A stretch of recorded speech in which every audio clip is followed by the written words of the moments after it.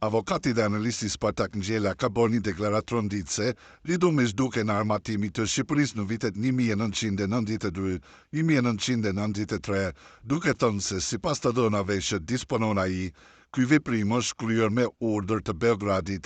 Ai pretendon se edhe politika amerikane është në dijeni të këtij dokumenti që sipas tij dëshmon ndërhyrjen e Serbisë në dobësimin e qëllimshëm të mbrojtjes së Shqipërisë. Pse Edi Rama, kryeministri aktual i Shqipërisë, nuk po ua shpjegon shqiptarëve këtë të vërtet tragjike, pyet Ngjela në vijim postimi i tij plot. Si u zhduk në vitin 92-93 armatimi i madh që kishte Shqipëria? Sipas të dhënave tona është zhdukur me urdhër të Beogradit. Këtë dokument e ka edhe politika amerikane. Dhe Shqipëria rrezikoi nga armiqtë e saj shekullor se mbeti pa armatim, por mbrojtja e hapur i erdhi nga Shtetet e Bashkuara të Amerikës.